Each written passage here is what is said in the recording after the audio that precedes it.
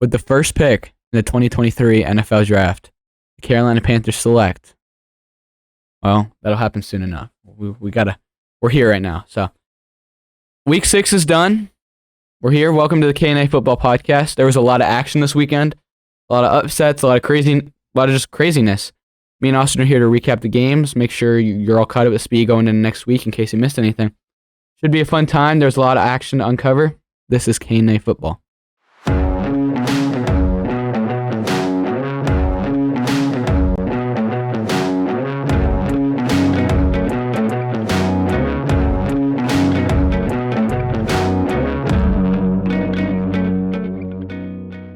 I can just say it off memory. It's fine. All right, Austin. So, 6 weeks done now with the NFL season. Yeah. Don't say what you're going to say every week. I know. We're a quarter of the way done. All right. I won't mention that. You're going to. I won't mention that. But it was a crazy week 6. It was a crazy week 6. It was a fun week 6. It was a lot of upsets that I personally wasn't expecting. I know a lot of people weren't. And I'm starting to sweat a little bit thinking about my picks. You know, looking at the lead that you had going into this week in our picks, and you got a couple games right that I thought, wow, that's just really stupid pick from Caden, and then you actually got those ones right, which widens your gap a little bit more. So I'm down by like 4 weeks at this point, where like if I were to just get a couple right each week that you don't get right, I could potentially close that gap by week 18. Mm-hmm. But it's looking worse and worse for me every day. Yeah, I mean, I'm feeling great about these picks. They just got steadily increase, and I mean, there's nothing you can do to stop it. You might notice if you are watching on YouTube, I'm sporting the Indians jersey. Yeah. As the Indians have a big game tonight. Obviously, if you're listening to this, you know the outcome of the game. I mean, big winner go home game in the ALDS tonight against the Yankees. Game's coming up in an hour, so looking forward to that one. So, go Indians. Yeah, go Tribe. Finally have a chance to make it back. Right, they were supposed to be so bad this season. Yeah, with the youngest roster. And here they are. I mean, Caden's just got this thing for rooting for teams that lost championships in 2016. Austin, you're an Indians fan too, and you're really dogging on them. I am. I wouldn't really call myself an Indians fan. I'm kind of like a fan of Cleveland teams, specifically baseball and basketball when they do well. I'm always a fan of the Browns, but I really could not care less about baseball or basketball. So once we get to the postseason in either of those sports, then I start watching. But if we're not in the postseason, but tonight, if it's like if we lose, how are you gonna feel? You're just like, whatever. I'll be disappointed because I enjoy when Cleveland teams do well. I'll be disappointed if we lose, but I'm not gonna be heartbroken. Crazy. I will be heartbroken, but we won't lose. We're fine. Right, we won't lose. And either way, we're here on a football podcast. What are you doing talking about baseball? The inferior sport. Yeah. Cut that out, Debbie. No, I'm just kidding. Okay, let's go into the week picks. Absolutely. I mean, there was 4 teams on bye this week. The Lions, Texans, Raiders, and Titans. Yeah, so good news for those teams that can't lose any more than they already have. Right, but we'll jump into the picks for this week. We talked about This was like last week's game. That was last week's Monday night game. Oh no! Tisk. No. It's okay. The slide's correct. Yeah, all of the slides are correct. The slide was correct except for that one. We'll just go into the next one. Look at that. So this was the Thursday game. Yeah. Because we would have had that set up. We did talk about this one too. We talked about this on Saturday. Correct. Okay, so now we jump into the next one. Man, this is what happens when Debbie isn't here. This is why Debbie shouldn't have other jobs. Okay? Shut up, Debbie. Be a legend. Shout out to Debbie. Legendary. Sue Ellen needs more training. This is why we need to get donations from people so that Debbie can quit her other job. That's true. We need donations. Yes, exactly. You know, DM us if you want to donate. We will accept very happily. We'll even give you a shout out on the show, probably. Go to the church auction. Absolutely. Evermore Community Church will be auctioning off a spot on the show. Okay, so here we had Baltimore in New York. Obviously, New York somehow held on yet again. Obviously, we both picked the Ravens because, I was really believing that the Ravens are the better squad. Are the Giants 4-1 as of last week? Yeah, they were. Did they look good?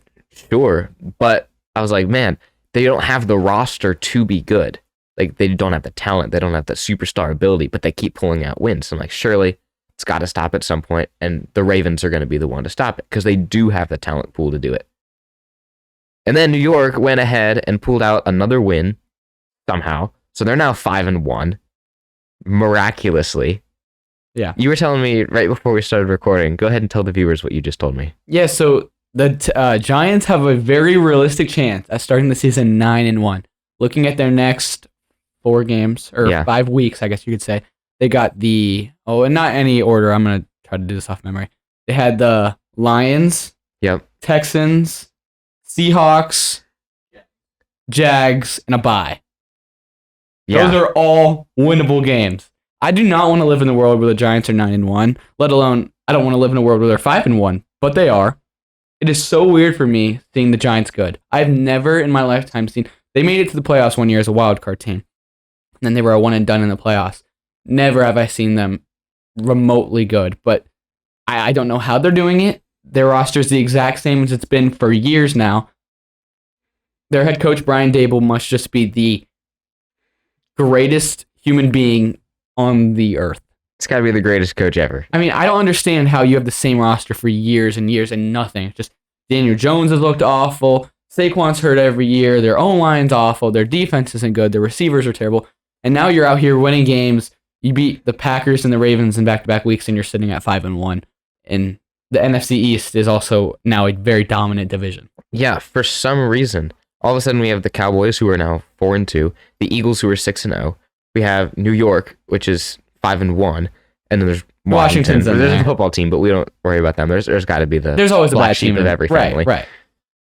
But yeah, it's ridiculous that they keep winning, and the fact that they have a real potential to go 9-1 or even 8-2, because I feel like that Seahawks game is one that the Seahawks could take. Even an 8-2 team is scary to look at New York and be like, 8-2. If they're not the Bills, why are you looking at New York saying that? Exactly. It's crazy. And then on the other side of the game, the Ravens, they struggle at holding a lead in the fourth quarter. They do. I don't know what it is with the bird teams and choking, but sure, bird teams on the East Coast can't do it. Literally, the Bills, huge lead in the fourth, choked away. Dolphins, huge lead, in the fourth, choked away, and now the Giants. Yeah, this one wasn't a huge lead, but it was a lead enough that you should have been able to hold it. It was a 2-possession lead in the fourth. 2 possessions in like 3 minutes to go in the fourth, and you can't hold it? Yeah, I mean, Lamar, he's played outstanding all season, and every time that they choke a comeback, I think his future contract is just getting less and less and less. Yeah, the fact that he can't come up in clutch situations. Right. He threw a costly interception yesterday. Yeah, very costly. But yeah, good job. Congrats to the Giants. I mean, hey, they could lose every game from the rest of the year. They won't, but they could lose every game from here on out, and they would outlast everyone. Way above expectations. Right. Yeah. Here's a real question for you. The Jags, are they for real or are they pretenders? I think a lot of people overhyped the Jags at the start of the season after a couple weeks. Me and you definitely included. After they beat the Colts, and then they beat the... Well, they shut out the Colts. Right, shut out the Colts, and then who they beat the next week? And then they destroyed the Chargers. Yeah. We're like, this team's legit. They moved on from their new coach. Maybe, I mean, they're obviously not as bad as they were last year. Right. But maybe we overhyped them a little bit. They're not that dominant team that's going to get to the playoffs, but they are improved from last year. But I think us, along with everyone else, overhyped them a little much. And the Colts, I mean, hey, they learned from their mistakes. They didn't get shut out this time. They put up 34 points on them. Yeah.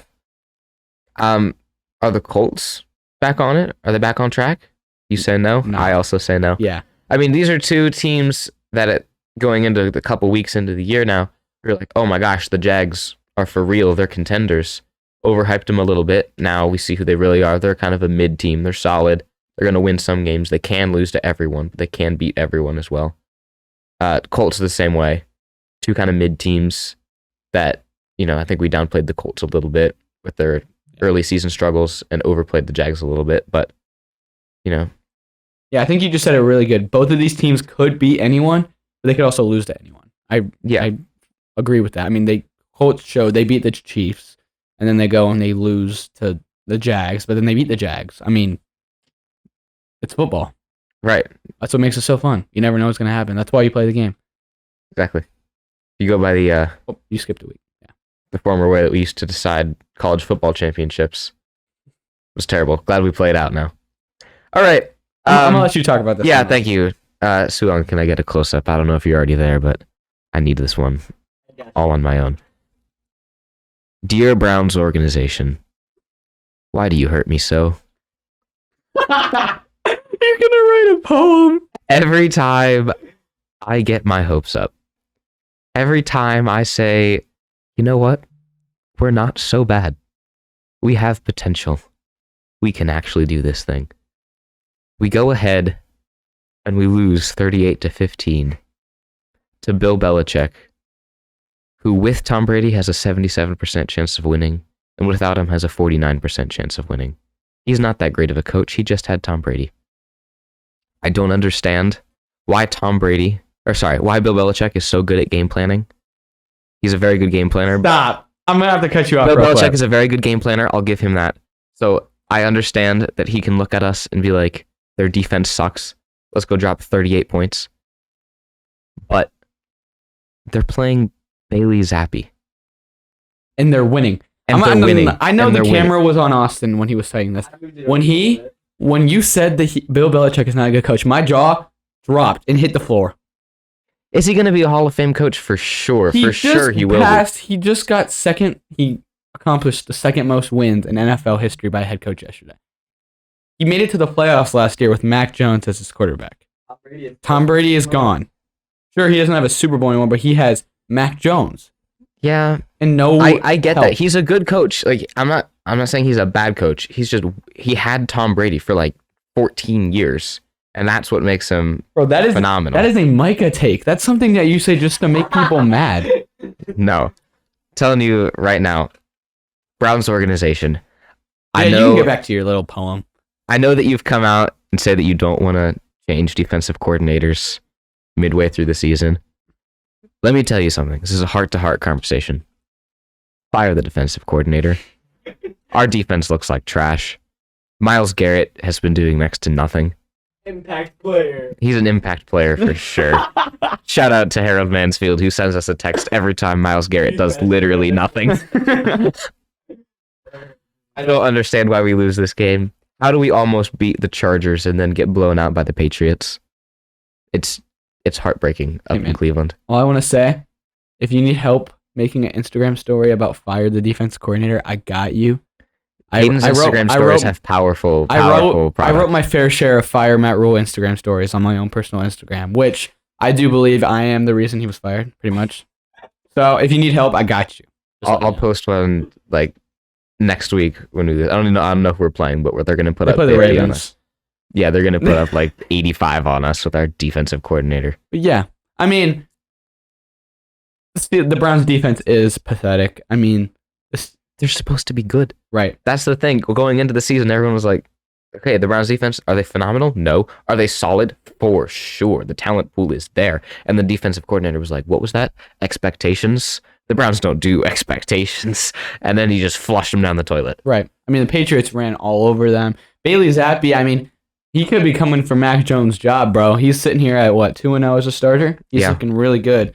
And on the other side, Jacoby Brissett is showing more and more every week that he's a backup. You know, in the first couple of weeks, like no one had tape on him like this season with the Browns, and they're like, okay, like he's sustainable, but he's showing like this is why he's a backup. He doesn't play full season length. Like, yeah, he's a guy that you can play. He can get you some wins here and there, but he's not going to consistently win you games and get you to the playoffs. So it does stink for the Browns too that this season they are losing games, and season might seem like a lost cause after every single week, and they're like, hey, at least we're gonna have that high pick, and then you're like, oh wait, we traded it to Houston. I know Micah did that today, and I had to remind him you don't have your pick. Yeah, but it hurts. It's all right. Let's move on. We'll jump on. We'll brighten the mood a little. We'll brighten the mood a lot. Oh wait, what are you doing? Oh, you skipped this one. Okay. Oh, this still brightens my mood. The Saints. This does not brighten my mood. The Saints choking a game to Joe Burrow and LSU. Oh my goodness. Joe Burrow and the Bengals. Joe Burrow and LSU Jamar Chase jersey. Joe Burrow and Jamar Chase. Jamar Chase, as I predicted, decided to finally become the receiver that he always was, and he exploded this week, the week I traded him in fantasy. So, I could have told you that was coming, but Of course he did. of course. The week you traded him away, the week you decided to do Bengals fans, you're welcome. Yeah, it was all because Gaten traded him away. Because you already know if I had him, he would have gotten 2 catches for 7 yards. But Trade away all your Panthers players. That's a good that's idea. a good idea. But I kind of want that first pick, so. So trade for more Panthers players. Oh, that's. But yeah, I mean, the Bengals struggled throughout the game. The Saints were just looking dominant in the beginning, but then the Bengals climbed their way back, and then, I mean, the Saints are going 3 weeks in a row now, starting Andy Dalton, and also who is a backup quarterback at this point in his career. So, playing a good team like the Bengals, I mean, it's a little hard for a quarterback like that to go and win. Yeah, I mean, the Saints had come out before the game and said that if Andy Dalton played well, that there might be some quarterback controversy going on whether he or Jameis Winston would be the starter. I don't know how well he played in their eyes as to whether or not to give him that starting job. I mean, we'll see going into next week. But, I mean, yeah, the Bengals, did they play phenomenally? Not really. I mean, they only won 30-26. Are they back into that winning groove? Probably. I feel like they probably found a little bit more of a groove. I mean, Zach Taylor is still a bad coach. He's still a bad play caller. Yeah. He's still being carried by talent. But they got the win, and that's what matters. That's what matters on the stat sheet. It is. I mean, the way they were winning all these games last year when they were on their run was just outscoring everyone. And I mean, 30-26, pretty high scoring game. Yeah. Maybe they're back to there. Just outscore everyone. Yeah. This hurts a little bit only because it makes the Browns and Steelers have the same record, which kind of sucks. But it makes me happy because Tom Brady lost. Oh, this makes me so happy in just so many ways. First of all, Tom Brady is washed. I think we can say that pretty confidently. You can say he's washed. You can say he has no one around him. You can think what you want. He should have stayed retired. He can't. I mean, he's out here. He's having fights with this team. He's not traveling with this team. Last week, he stayed in. He was in New York partying instead of like being with his team. He has Wednesdays off every single week. He missed half of training camp. He flew separately to the game. He didn't even fly with his team. And then it shows him on the sideline just screaming out of his offensive line. I mean, and then they're out here losing to the Steelers team who had potential. I mean, who still has potential to be the worst team in the league with a rookie quarterback. Going into this year, Tom Brady's never lost to a rookie quarterback. Ever. And now, I mean, 18 points. They have one of the worst offenses I've seen from a Tom Brady team ever, for sure. But just their offense in is general, pathetic. they have a terrible offense. And like you said, it's really weird to say that with Tom Brady being your quarterback. Like, you'd think that if you have Tom Brady, like, you're going to be putting up decent points a game. But, I mean, they're really just competing in a field goal contest every week. Can we kick more field goals than our opponent? Yes, you can, but that's going to lose you games. Bright side for Steelers fans, number 1, you got the win. Number 2, Kenny Pickett actually looks pretty good. It does. I mean, did he have a bad game against the Bills last week? Yeah, but that was his first time actually out there playing, and it was against the Bills, who are a very good team. Right. Obviously, as we'll get to. He obviously went out with a concussion at some point during this game, which then brought Mitch Trubisky back in. I thought that was the point at which, he's going to throw the game away. Bye-bye, Steelers. Or I thought that for sure there would be some roughing the passer call in which the entire Steelers defensive line would get arrested, put in the Russian gulags, and Tom Brady would ride triumphantly to another win thanks to the Zebras. But that didn't happen, and the Steelers actually walked away with a win here. I mean, yeah, if you think about it, the Bucs should have lost last week too. I mean, this team is falling apart in front of our eyes, which the NFC South might be one of the worst divisions in the NFL. I mean, this Tampa team was supposed to run away with the division, and they are pathetic. The Saints are pathetic. The Falcons might be the best team in the division. Who would have thought? Mind-boggling. Literally, I don't think a single person had them finishing better than third. Any expert, any fan, unless you're a diehard Falcons fan, which, I mean, whatever. How many of those are out there? Unless you're a diehard Falcons fan, I don't think you had any hope, any thoughts about this team being anything. And they're not even good. But the NFC South is so pathetic this year that they have a shot at the division. Which is just incredible to say. It's okay. They'll give up about 3/4 But I'm also of the way happy. in. I was also very happy the Steelers won because them and the Panthers, you can argue, 2 worst teams in the NFL. And I'm like, Panthers obviously no shot at the playoffs. Why go try to be mediocre, get 5 or 6 wins, and then get the 8th or 9th pick when you can just Tank the rest of the tank year. the rest of the year, first. get the first pick, get your quarterback of the future that is way more attractive to a head coach. Boom. And I'm like, but Pittsburgh, they might be worse than us and get the first pick instead. I mean, Pittsburgh, they showed that they can win games against a team. I mean, right. Sorry, we're kind of neglecting this game here, but really quick, like the Buccaneers offense is not good. Like we've established that. Tom Brady's washed, as you said. Like they can't put up points. But their defense, however, is good. Like their defense is what should be carrying them, and it's what has carried them these first 6 games. And the fact that the Steelers can come in and actually bully that Buccaneers defense a little bit. I mean, the Buccaneers defense scored like 5 points for fantasy this week. Like that's really like low to mid for a defense. Mm-hmm. So, congratulations Steelers on and especially setting up those points. I mean, they're going to be getting TJ Watt back in a couple weeks too. So I mean, that is just a major plus for them. But this game, I'm going to take a second and pat myself on the back. I did say when we were doing our pick'ems, I was picking the Niners, and all of a sudden I was like, my gut is just telling me Falcons, but there's no way the Falcons win. And I was like, you know what?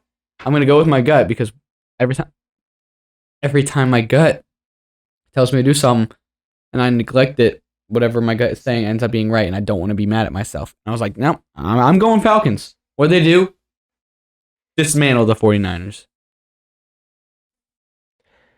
Yeah, I'm going to give you a fist bump for that one. Yeah. That was a smart pick. I mean, they just looked insane. Yeah, they looked dominant. I'm not going to lie. I don't understand why they won. It's a New York Giants type of situation for me where it's like, look, the win column tells me that they won, but I don't get how they did it. I don't got anything to say about this. I was shocked. I mean, so far this season, I feel like it's the year. Like a couple years ago, it was the year of the backup quarterback because all these starters were getting injured and backups are playing all year. I think this is the year of like is this team for real? Like teams that have just been awful for so long, and they're like, why is this team like winning games? Like, are they for real? Like, do they have a chance at the playoffs? You got the Giants, you got the Jets, you got the Falcons, you got the Jags. Yeah, a bunch of these teams that you're like at the beginning of the year, everyone, including us, was saying, I mean, they're going to finish bottom of their division. They're going to finish with no wins. We're going to have like 4 0-17 teams this year. Right. Turns out all those teams that we were like, they're going to be bad, they're actually good. A couple of those teams, including New York, has like serious potential to like win not only their division, but be better than most teams in most divisions, which is incredible. Yeah, and then on the flip side of it, you got teams who have been dominant for years and years, like Green Bay and Tampa and the Rams, you can say, who are more struggling, and you're like, this team's got to pick it up. Like, are they falling off? Are they done? So it's been a really interesting season so far. Yeah, I mean, it's been interesting. It's been fun. It has. I'm looking forward to the rest of it. Right. Maybe things will get back to normal, or maybe I hope not. I mean, I kind of really enjoy this. Yeah. It hurts my picks with things being crazy, but I mean, so you gotta make some crazy picks. Whatever, gotta make some crazy picks. I'm gonna spend a night in Waffle House. It's fine. Maybe when you're in Waffle House, you can start researching for next year's pick. Oh, that's true. I could spend that 24 hours. Yeah. It's like a researching time, development. All right. So if you remember on Saturday, I said that I would pick the Packers for one more week, and if they lost, that would probably be the last time I picked them for the rest of the year, no matter who they were playing. And if they won, I'd have to continue to give it consideration. They lost 27-10 to a Jets team who has now won 3 straight. Aaron Rodgers, what's going on? Maybe you need to go smoke some more hallucinogens. I don't know. Like you said that was supposed to help you. Maybe you need to get completely off that stuff. Whatever you need to do, you need to go and fix that because you are playing like trash. I understand you don't have receivers or whatever, but you're overthrowing them. You're not finding them where you need to. Like you're just playing awful football. The Green Bay team as a whole is playing awful football. I don't understand why they keep losing. I mean, yeah, you say, I know you don't have receivers, then go get receivers. One of their better receivers, Randall Cobb, got really badly hurt. He could be out for the season. Yeah. Oh, so you're telling me a Green Bay team that already has nobody to throw to, and now they're losing one of their quote-unquote better receivers, and they're just not going to upgrade? I mean, right when I saw him go down, I was like, oh, they're getting someone. And then Robbie Anderson, we'll get to this in a minute, but had his little temper tantrum, and everyone already knew going into the game that Robbie Anderson's traded. They said that they're shopping him, and I'm like, it's pretty much confirmed. Robbie Anderson to the Packers. Like, there's nothing. Like he has There's to no go way there. he doesn't. Right. And what do? They go trade him to the Cardinals. Why aren't the Packers going to sign people? I'm hearing all this about OBJ trying to go back to the Rams now. Why aren't the Packers reaching out to try to sign these guys? Like, and then also if you're Aaron Rodgers, yeah, you don't have anyone to throw to, but you're missing these throws. Right. I mean, every now and then they're getting open. Like on a 4th down, he had a wide open dude and he just overshot him by 5 yards. You have 2 great running backs who can catch. Why aren't you hitting them on dump downs? I mean, you're missing throws too. You're getting passes batted down. Yep. You're missing throws. You can't. All the people are just saying, dude, he doesn't have any weapons, which is very true. He doesn't. But if you're a superstar quarterback, you gotta overcome that, and right. Your ability's got to be better. Mahomes doesn't have the greatest weapons. I was just now. about to say, like, you can't be a superstar quarterback and then rely on one guy, right? I thought that Patrick Mahomes was going to fall off this season because his whole motto for the last 2-3 years was Tyreek's down there somewhere, and so he just launches the ball and Tyreek comes down with it. Same with Joe Burrow last year and Jamar Chase. It's just like, they're down there somewhere, launch it, they'll go get it. That was Aaron Rodgers with Devontae Adams for the last 5 years. Yeah. However long Devontae's been there. It's been his entire motto. And now Devontae's gone, and he's playing awful. But Aaron Rodgers, it's very clear that he was relying on one guy. And before him, he was relying on Randall Cobb when he was good and Jordy Nelson when he was good. And now that he has to rely on these rookie guys, these guys that are subpar, he can't do anything, and he's missing every throw. Yeah. Because they aren't going up and getting it. They aren't making the crazy plays. I mean, it's showing the difference. Like Mahomes with worse weapons than he had the previous year. He's honestly, you could say he's taken a jump. He's gotten better, which shows superstar quarterback. Aaron Rodgers, he loses his star receiver, and he's just fell off. Awful. Like he's awful now. And I'm like, yeah, granted, he's a lot older. He was a superstar, but yeah, maybe he should have retired like Brady should have. Right. You can't take away what he did before because he was good. Today, is he as good? Maybe not. Yeah. And then on the other side of it, the Jets, I mean, hey, just like the Giants, this team I'm less certain of still than the Giants. Yeah, they beat the Packers, they beat the Steelers, but this Packers team, we just talked about, they haven't looked good this season. Right. I'm not saying the Jets aren't a good team and the Jets didn't deserve this win. They did. They played great in every aspect, but I mean, do it against the Jets, don't get me wrong, they're 4-2. I get what you're saying. They're winning games, but do it against a better team. I'm not calling them bad, but I'm not 100% sold on them. Right. I mean, you take the wins that they have: Browns, Steelers, Packers, and you have the Browns who are now 2-4, Steelers who are now 2-4, and Packers who are 3-3? Who they have one more win. I don't know who else it is. I don't know. You can keep talking. I forget who they went against in week 1 or 2, something like that. But either way, those are teams that are beatable by anyone, and they're sub-tier teams. So if you were to go out, I don't know what the Jets schedule is coming up, but if you were to beat a team that has shown potential and looks good, then I'll believe that they're a for real team. But for now, like you said, I'm still unsure of what their future is going to look like. Are they going to fall off like we thought they would, or are they going to continue on this trend of winning games that they shouldn't and really clawing out of these games? Yeah, right. And I just looked, their other win was against the Dolphins when they were starting Skylar Thompson, the 7th round rookie. Yeah. So like we said, they're winning games, but maybe obviously they can't control who they play, but right. Well, I'll believe in them a little bit more once they play even more meaningful games. I mean, they've already surprised me. Yeah, again, this is a team that's far exceeded my expectations for the year. Keep it up. I love to see teams that we thought would be bad be good. It makes football fun, makes things interesting, but it's just surprising for sure. Yeah. Man, it's too early. That's a lot past these games, man. Oh my gosh.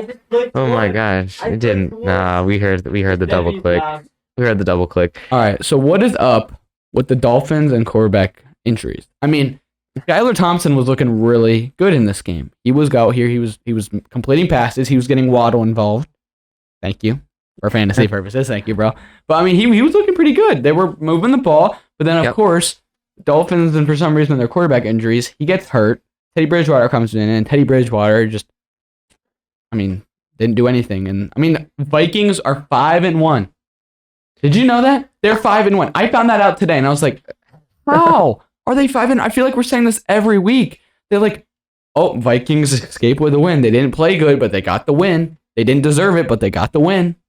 I don't know how they're 5-1. Honestly, are there any teams anymore other than Philadelphia that actually deserve the wins that they get? Philadelphia and Buffalo. Are there any other teams? Kansas City. I mean, they just lost. But yeah, Kansas City, Buffalo, and the Eagles. Are there any other teams that you're like, oh, wow, they deserved that win? Or is every team that wins, you're just like, well, that could have gone either way? Yeah. I mean, I had no idea. I was sitting in school during like my privilege period in the, like we call it the student center, and there's a TV with ESPN on. I happened to glance up and it showed the Vikings. And it was like, what are your thoughts on the Vikings 5-1 start? And I was like, 5-1. Like, I know that they're winning games. I just didn't realize they're 5-1. Like, they barely escaped against the Saints. They barely escaped against the Bears. I mean, they're barely beating the Dolphins, who are starting. I mean, you could say what you think if Skylar Thompson would have kept playing. I mean, barely beat the Lions. I mean, I don't understand how they're. I mean, congrats, they're 5-1. They're winning the games, but like, I don't see them as a dominant team. I mean, they have to fall off eventually, right? Eventually, their poor play has to catch up with them. Because what happens is they get up by one score and a half, whatever. And then as that other team is going down to make their game-winning drive, what's happened twice now is the Vikings defense comes in and they just strip the ball away. Literally, they just force them to fumble, and they take the ball and they end up winning the game that way. Which, like, credit to Vikings defense. That's what you got to do. That's how you get the win. But it's like, that's happened twice now. That's 2 wins that they probably shouldn't have had, honestly. But they're 5-1, like you said. Right. I mean, fortunately for them, even if they do go out and lose games, which, I mean, we both think that they will, they're not this great 5-1 team. Don't get us wrong. But fortunately for them, the AFC North doesn't look good. The Packers, like we just talked about, fell off insane. Lions haven't lived up to our expectations, and the Bears don't have any help for Justin Fields. So, I mean, the division is they're gonna very well theirs. Easily do enough to win the division. Just I don't see how they do anything past, like, once it gets playoff time. I don't see them beating these good teams. I was shocked they were 5-1. Yeah, it's shocking for sure. In this game, the Dolphins, for the first 3 drives of both teams' first 3 possessions, looked like this was going to be Dolphins' run game for sure. The Dolphins were moving the ball down the field. Did they score? No, but they were moving the ball well. And then on defense, the Vikings couldn't do anything for their first 3 drives. And then all of a sudden, things turn around, and we end up with a 24-16 win. I mean, yeah, the whole world is going to explode next week because Tua's playing. So the NFL will not be an organization. If anything happens to Tua, like, I don't even want to know, but like, it's honestly made football almost unwatchable. Any tackle is roughing the passer. Any hit is, bring him out of the game. Like the Panthers game on Sunday, I know we'll get to it, but PJ Walker he got hit in the head. He wasn't stumbling or anything. He just got hit in the head. Oh, okay. He got hit in the head, and then all of a sudden he got pulled out of the game, and they came on the PA and they're like, or like the announcers or whatever, and we're like, oh, the spotter pulled him out. He wasn't stumbling or anything. He just got hit in the head. This is exactly what I was saying last week. Yeah, it's exactly what you said. It's ruining the game. Any tackle on the quarterback is a roughing. Any tackle for any quarterback that's like any aspect of a hard tackle is, pull this guy out of the game. He might be dead. Like, why can't we go back to like the 80s? I mean, obviously then people were just killing each other, which is a lot more fun to watch, but like, it doesn't need to be that aggressive. Right. But even like in the 2000s and 2010s, you were allowed to hit someone. Like now, if you see a big tackle, even if it's perfectly legal, the whole place is just exploding that there wasn't a flag because someone got hit hard and their feelings are hurt and there should be a flag. Yeah. I mean, that's what the NFL is now. 10 years from now, it's going to be Flag Football League. More like football than football. Hey, don't hate. Don't hate on soccer. Yeah. Yeah, I mean, you're absolutely right. Give it 10 years, the quarterbacks are going to be wearing flags and their nice cushy helmets they wear in practice. And that's what it's going to look like. No, that's too dangerous. They could hit him in the head. What are they going to wear? What are they going to wear? They're not allowed to wear helmets. You just can't tackle the quarterback. You just put it in bubble wrap. No offensive lines. No offensive lines, because you're not allowed to tackle him. It's just the quarterback looking forever for like 50 minutes for who's open. Yeah. Yeah, it sucks.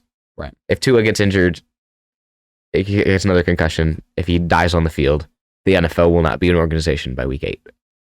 completely dissolved. The podcast will be no more. We'll talk about college basketball. Basketball. We'll change the logo and everything. We'll go crazy. So Panthers at Rams. The Rams obviously walked away with a win. Caden is not upset by this because he wants that first overall pick. He'd very much like to take Bryce Young. But, I'm sure, does it sting a little bit to lose? Or are you happy to lose at this point? I mean, obviously, we still have no QB. So if you're expecting us to still come out and win a game, you're being, what's the word? Too optimistic? Too optimistic. You're being like, oh, I said that. I was calling Micah this the other day. You're being something. I don't know what it's the word I've used. What did you say? Like when I was saying about the Deshaun Watson thing that we were talking about. What were you saying? It doesn't matter. If we have no quarterback still. I mean, you can't be thinking you're gonna win if you still got a quarterback. That'd just be dumb. I mean, obviously, we got rid of Rule. It's a step in the right direction. But we still don't have a good offensive coordinator. I'm not saying, go fire the offensive coordinator. Like, yeah, we will at the end of the season. We're going to probably blow up the whole coaching staff at the end of the season. That's how it is. The interim coach, the new guy is going to come in. He's going to want his guys. He's going to fire everyone, get everyone he wants. But we don't have a quarterback. We can't move the ball. It's going to be like that. I mean, I didn't expect to win.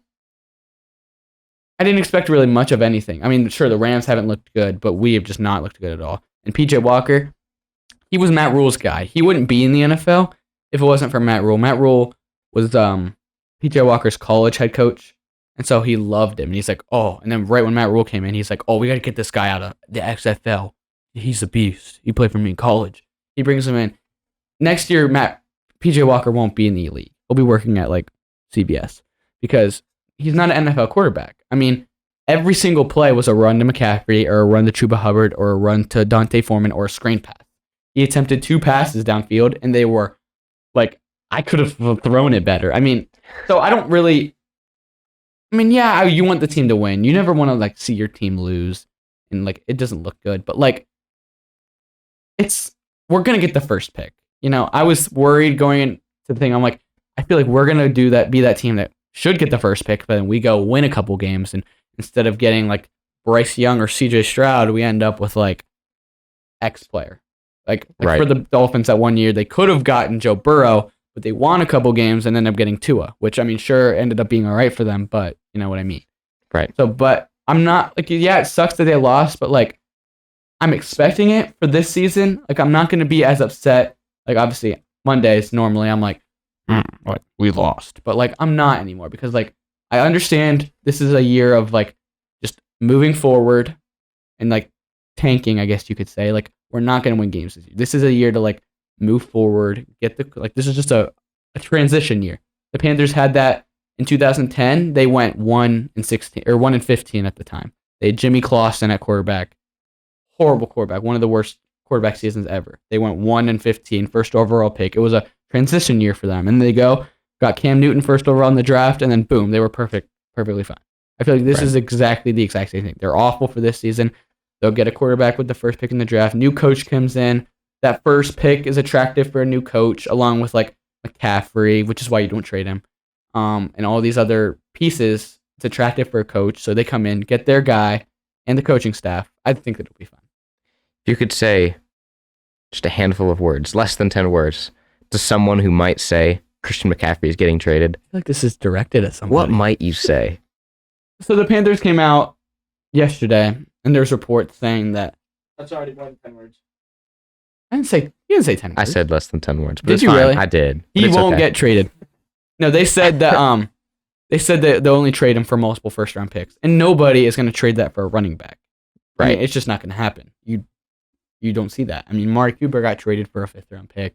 Like, you just don't see running backs, especially an older one, get traded for multiple first round picks, if any first round picks. So, which I was happy to hear that because that means we're going to have him. It's basically their way of saying we're not trading him unless you're going to give us your entire franchise. Right. And then they started trading away today. They traded away Robbie Anderson, but they said today it's not what everyone's calling it a fire sale. It's not a fire sale.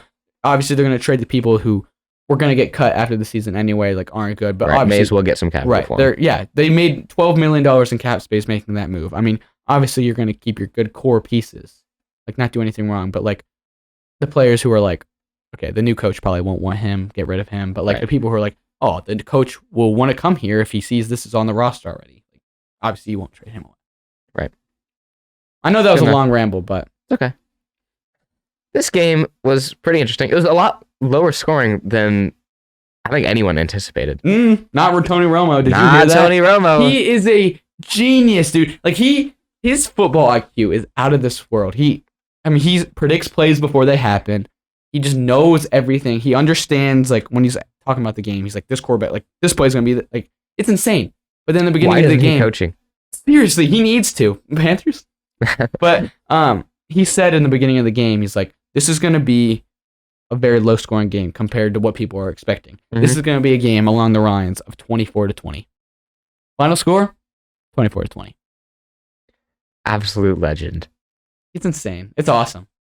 I mean, someone who has that good of football IQ is just, I mean, he deserves to be in the booth. I mean, yeah, for sure. He's like, a great broadcaster. Yeah, there's a lot of broadcasters out there, and you're like, how the heck did they get this job? The heck? Joe Buck, looking at you. There's some announcers that are just really charismatic and animated, and you love watching them. Gus Johnson. Oh, yeah. Love Gus Johnson. Needs to do a Super Bowl. The commentators. He's what? Needs to do a Super Bowl. Oh, facts. He needs to do Super Bowl. He needs to do every Ohio State game and then the Super Bowls. Be so excited. And then you got commentators like Tony Romo, whose football IQ is out of this world. They're just the smartest football human beings this world has ever produced. I don't understand why he's not coaching somewhere, because he'd be phenomenal, but he's great. Right. But back to the game. Yeah. Now that we're fanboying over Tony Romo. We both picked the Chiefs to win this game. We both thought that they'd have the better pieces. They'd be the better team. They won the last matchup that these two teams had in the divisional round last year? Yeah. The Bills ended up walking away with this one somehow. I was kind of surprised to see that they walked away with this one based on how it looked like they were playing. Chiefs were, in my opinion, moving the ball a lot better than the Bills were. There was a missed foul for tripping towards the end of the game. That was dumb. You know, I'm not going to lie. When I saw the play, I was like, what's Josh Allen on about? Like, that's definitely not tripping. Like, he tackled him. And then they showed the replay, and I was like, holy cow, that referee totally saw that was tripping. I was just blatant tripping. Right. And he went down. But no matter. The Bills got the win. It didn't end up affecting anything. Bills go down. They score what ends up being the game-winning drive. The Chiefs have, I don't know, like a minute left or something. And you're like, oh, well, Chiefs are going to win because they have Patrick Mahomes and his Kermit the Frog magic, and he's going to go down and he's going to win the game. If he could do it in 13 seconds last year, he can do it with a minute this year. And then he goes ahead and throws it. Really bad interception, honestly. I mean, he was under pressure by Von Miller, who broke a double team to force the pressure, but Patrick Mahomes just forces a throw that wasn't there, and it gets picked off, and that ends the game. Good job, Bills. I mean, I'm a little different than you in the fact that you were like, I'm surprised the Bills won this game. I was like, this game can obviously go either way. It's the two best teams in the league. I mean, I could see either way. Other than Philly. Right. And a lot of people were like, this doesn't matter. It's a regular season game. But I completely disagree. I mean, obviously, they're on a collision course to meet again in the playoffs. Right. This will be the AFC Championship. Hopefully it's the AFC Championship. It'll be the AFC Championship or the AFC Divisional round. No team will beat these teams. I mean, the Chargers, who we both thought, they haven't looked good. I mean, obviously, we still got a lot of weeks to go, but it looks like they're on a collision course to meet again in the playoffs. Everyone's like, this game isn't really mean much since they just play again. But I think it does mean a lot. I mean, this could very easily have been the difference of home field advantage or not. Exactly. I think now that these teams will play, presumably the AFC Championship, it'll be in Buffalo now instead of Kansas City, which is a huge advantage. All of the previous games have been in Kansas City, which is one of the hardest places to play in if you're an away team. But now it might be played in Buffalo, which is also the hardest team, the hardest stadium to play in if you're on. Yeah, right. So, I mean, I think it was a huge game. It was a great game to watch. Yeah. I mean, it just shows if you're a team that's like in the middle of the pack or the bottom of the league, you're like, we have a long ways to go until we're like good, because you see teams like this and you're like, there's no way we can ever compete with a team like this. Yeah. Now, I did say that I was surprised the Bills won. I want to be clear. I do think the Bills are a fantastic team. My sister had asked me yesterday, at this point in the year, who do you think is going to make the Super Bowl? I was like, well, for the NFC, the Eagles at this point. And for the AFC, whichever of these teams wins. Because like you said, home field advantage, and now because they very well could finish with the same record, which would put them at that tiebreaker of who won that game, and Bills took it. So they could have that home field advantage. So huge implications for the playoffs at the end of the year, even though it's only week 6. Right. Congratulations to the Bills on the win. Totally deserved. It was a fantastic game. Yeah, and another reason it was a low-scoring game could have also been they're not trying to show, because obviously both of these teams will make the playoffs, but like they're not trying to show everything. Like they're already prepping probably for that game when they meet in the playoffs. Right. I mean, both coaches are very good, and so they both have a lot of plays still in that bag that they haven't revealed to anyone yet because they're waiting for that right moment, which is smart football. Right. Man, Sue Ellen. How many times is that? Like How many times is that every time? Hashtag bring back Debbie. Exactly. Debbie, stop working on Mondays. Goodness gracious. This game, unsurprising. The only thing that was surprising was that the Cowboys offense put up 17 points. Yeah, I mean, I was watching the Indians game, you know, we had a chance to close it out last night. Well, we didn't, but it's okay. We're going to win tonight. Sure. But, okay, I got time. We got to hurry this up. The game got delayed. It did? Yeah. No way. How many minutes? A little bit. Chilling. That is a bummer. But that's actually hype because now I can see the game. Indians game got delayed is what Sue Ellen said back there. But, so I was watching the game. I turned it off at the end, and it was like almost halftime, and the Eagles were winning 20-3. And I was like, oh my, like this game is over. Eagles steamroll them. So I go down, I take a shower, I did a couple things. I was just on my phone, brush my teeth. I was just getting ready for bed. I mean, I'm going to go back up and watch the game, but I was just getting ready and stuff. And I come up, and it was 20-17, and I was like, what? And I was like, and then I watched, but I mean, I don't know how they came back. Cooper Rush, I think he handed the starting role back to Dak. Yeah, with this game, he solidified that Dak is the starting quarterback. Right. I mean, yeah, he was 5-0 in his career, but he had played nobody good. Granted, the Eagles are undefeated. They're an incredible team, but it's by far the best team he's played, but he hasn't played great teams at all aside from this game. And then, I mean, didn't play well. The running game played very well. Yeah. But I mean, I love that the Eagles are undefeated. I love an undefeated team. I do love it. And if you look ahead at their upcoming schedule, let me pull it up real quick. Yeah, go ahead and pull that up. They have, just like the Giants, I mean, obviously it's the NFL. You can't just say, oh, that's a win, that's a win. Because if you're looking at it, you can say every game's a win for the Eagles. Because they have never lost. Who are they going to lose to? I mean, but there are such things as injuries. There are such things as bad calls. There's a lot of things that can happen in a game that sways. Yeah, or just a fluke game. I mean, honestly, you can't just be like, oh, they're better than them. They're better than them. They're better than them. Like, if you just did that, we wouldn't have to play the season, and we would have said the Colts would have had one of the best records in the league. Exactly. But like, obviously, looking at the rosters and the games on paper, you never know. Like all these games, Pittsburgh, Houston, Washington, Indianapolis, Green Bay, those are the next couple games. All of those, all of those are very easily winnable games. But that's why you play the game, right? And they could lose all of them. No, they could lose them.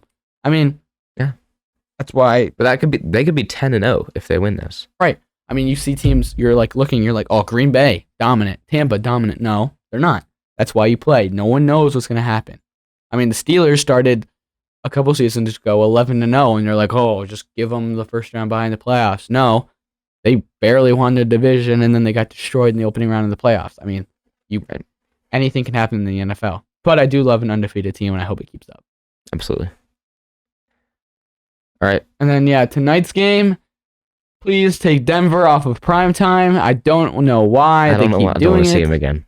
I really, thankfully, the Indians play tonight, and I don't have to watch the Broncos. I mean, I'll obviously be checking it during commercials and during, I'll checking the score and stuff, but I don't see a way. I mean, obviously, every time we say this, it ends up just making us look like idiots, but I don't see a way that the Broncos even make this a game. I don't. Their offense is so non-existent. It's not even funny. Pathetic football team. But now that we say that, they're going to come out and score. They're going to drop 50 on the Chargers. It won't happen, but whatever. Here's what I need. Let me tell you what. I need Mike Williams to play bad enough that he loses like 20 points. Hold up. I'm going to need you to say this because Austin's mic is black, but we're having some technical difficulties because there's too much stuff going on Keaton's computer. So people are confused. That's what's happening. So it'll be like stuff. Okay, so Austin says, "Oh, if you didn't hear Micah, or it's 2Ellen back there. Apparently, Austin's mic is having technical difficulties real quick. So I have to say, so Austin needs Mike Williams tonight to do so bad I need to go negative 20. that he needs to. Oh my gosh. Okay, so apparently he needs to fumble the ball like 10 times, and they don't pull him. But it can't be catches because that's a PPR. So he has to get a bunch of end arounds and fumble and lose. He needs negative 20. So I think it's safe to say that Austin isn't going to win. And I need Melvin Gordon to outscore Gerald Everett by like 60. You know? Possible? Possible. All right. It's possible. But thank you for listening to this episode of the K&A Football Podcast, our recap episode. Stay tuned for Saturday. We'll have our Pick'ems episode going into week 7. Thank you for listening.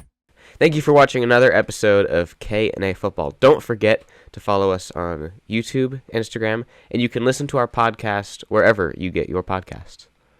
If you want to listen to our last video, literally just click our page and go to it. You're already on the page. It's not that hard. Just go find it. Peace.